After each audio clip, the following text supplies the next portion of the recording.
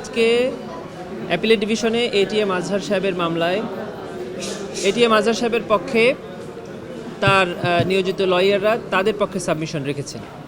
এই মামলায় আপনারা জানেন দুটি পক্ষ, একটি হলো এটিএম আজহারুল ইসলাম বনাম চিফ প্রসিকিউটর অফিসের পক্ষ থেকে আমরা অ্যাপিলেট ডিভিশনে উপস্থিত ছিলাম। আমরা এটিএম আজহার সাহেবের পক্ষের সকল আর্গুমেন্ট শুনেছি, আমরা নোট করেছি, আমরা এগুলাকে আরও চিন্তা করব, গভর্নমেন্টের ইনস্ট্রাকশন নিব, আমরা আরও পর্যালোচনা করব। থার্সডেতে ওনারা যদি শেষ করেন তাহলে আমরা এদিন শুরু করব।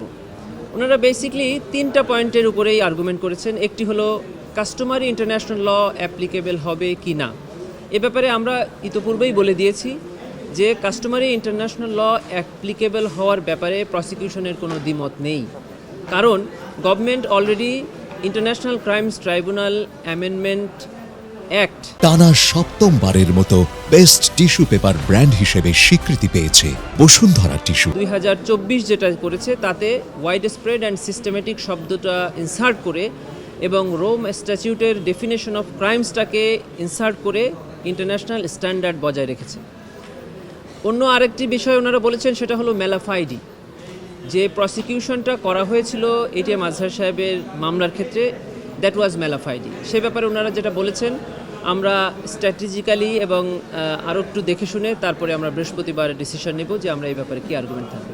আর ফ্যাকচুয়াল আর্গুমেন্টের ব্যাপারে আমাদের বলার কিছু নাই, আমরা ভালো করে দেখব যে আদৌ ওনারা যেটা বলছেন সেটা সঠিক কিনা।